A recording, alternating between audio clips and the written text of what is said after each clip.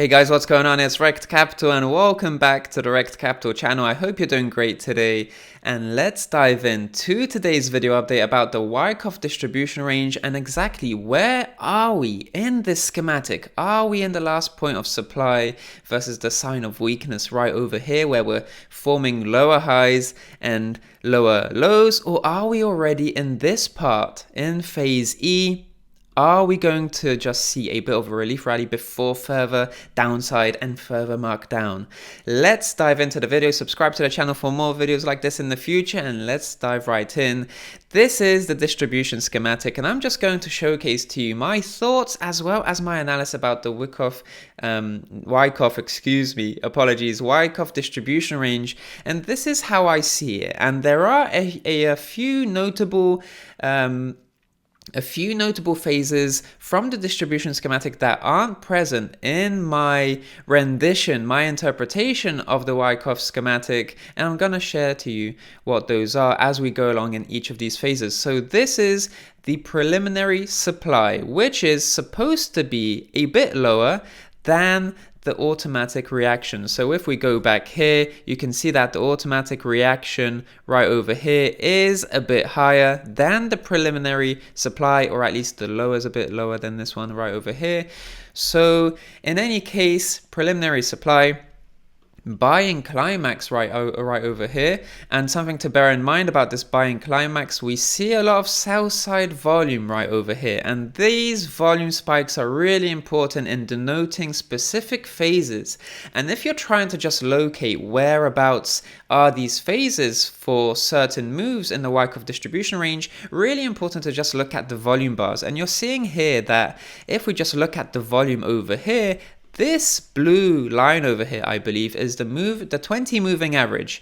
So whenever we see volume bars above this moving average, that's pretty much above average volume. So if you're looking at this buying climax right over here, you're running into a resistance. You can't go any higher. You're seeing very low, or at least very high, points of sell side pressure. So quite a bit of selling volume right over here at this resistance, which only accelerates the sell side momentum to reach a bottom, and that's the automatic reaction over here. So this automatic reaction is forming, essentially speaking, the base of this distribution range, right? So the buying climax showcases a bit of supply coming in and essentially forming the top of the range, although we do have fake outs later on in the range. But this is essentially the buying climax here, showcases weakening demand and strengthening supply, as you can see from the sell side volume in of itself, and that then gets a retracement. We see a retracement in price to form the automatic reaction right over here to form essentially the distribution range, and that essentially builds this range altogether. So let's just go back right over here. You see these three phases playing out quite nicely. So essentially preliminary supply is lower than the automatic reaction, which is really, it does look to be that way, even though we have a bit of wicking below here, but wicks are outliers in price. So roughly speaking, it does look like this phase A, essentially speaking, of the Wyckoff distribution range is pretty much on point right over here, especially the buying climax.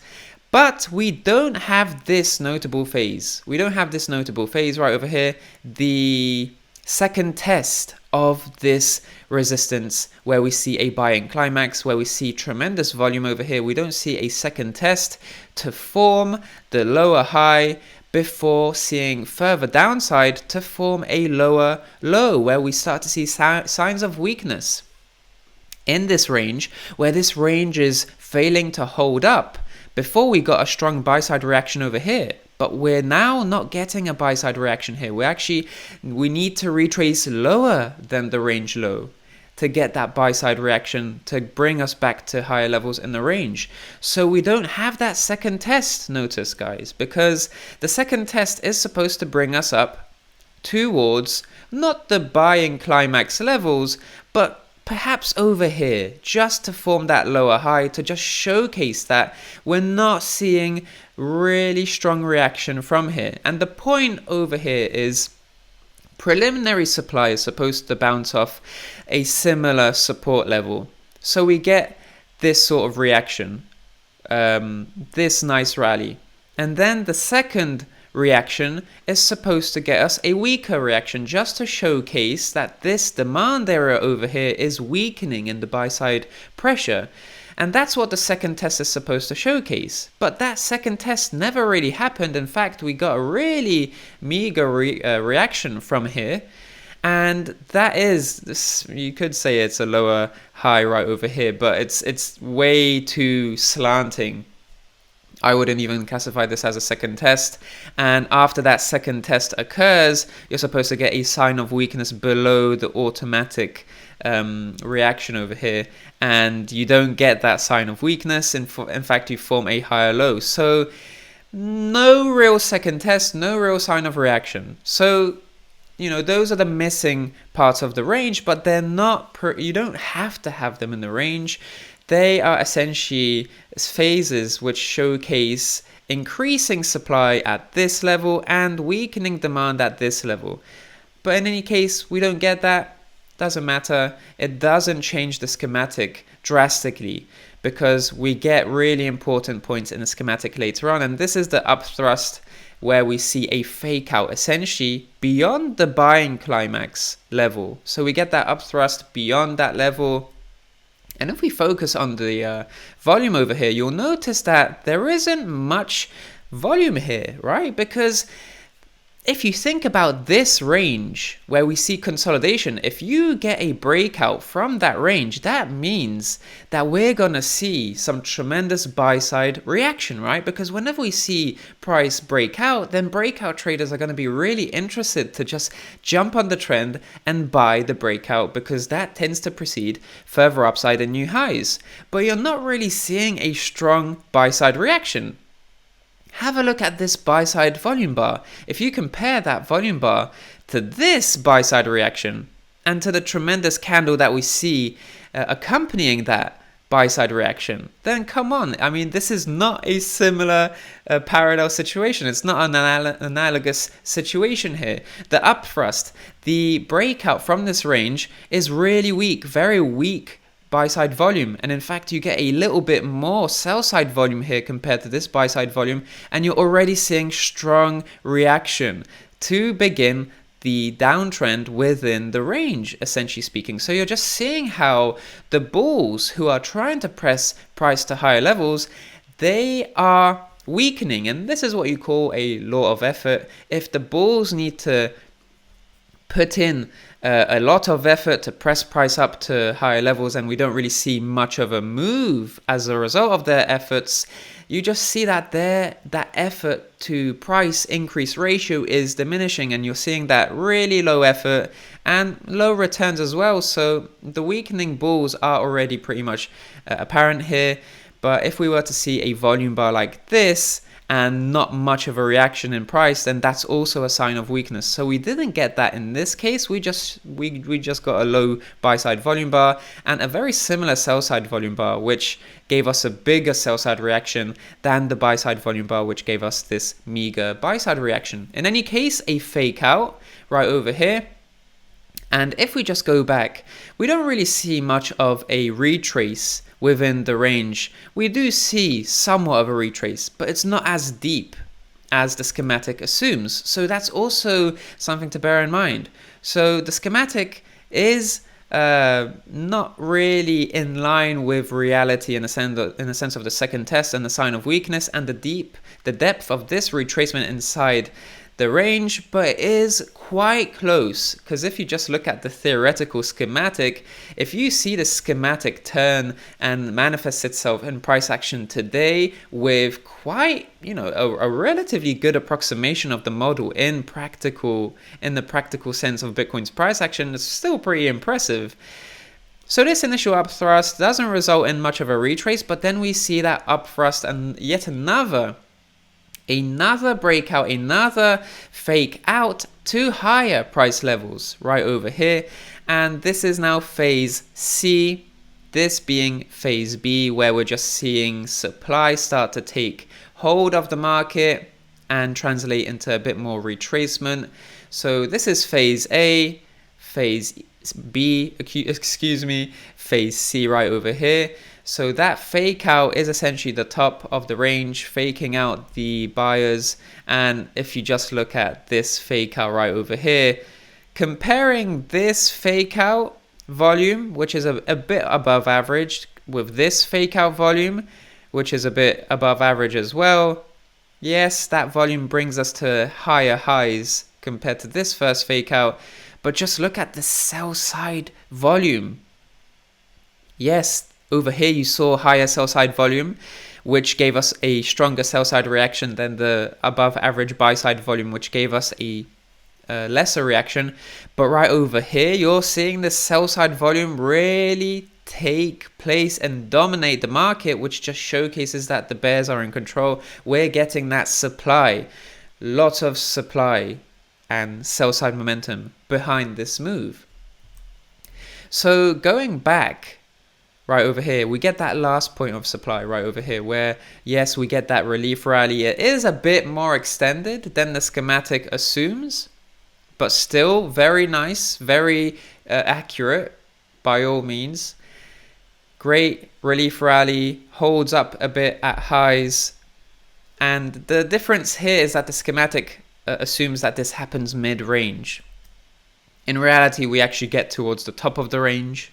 So this relief rally is a bit stronger, but is happening on diminishing volume. You can see how the volume is no longer above average like it was over here, like it was even before the range formed. There is above buy side average volume over here, and you're seeing below average volume right here. So you're seeing a shift in the buy side momentum, but also in the sell side momentum, where you're starting to see lots of above average size sell side momentum and little buy side volume to counteract that.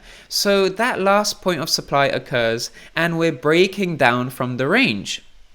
Now this is where the main topic of this entire video comes into play, because many people have been discussing, are we in this last point of supply sign of weakness phase, or are we going to be in this point of the distribution schematic before phase E? Or are we even in phase E altogether? So it's really important to just understand the entire range, the psychology of the range, accompanied with the relevant volume bars to this range and the various movements inside this range. So now that we've given a great overview of the Wyckoff schematic, let's now talk about where we are in the Wyckoff distribution range and what I believe could happen next. So you can see here that there is a tremendous breakdown. Before we talk about the volume, let's just mention how this sign of weakness over here is a little bit different. Of course, this is a breakdown from the range,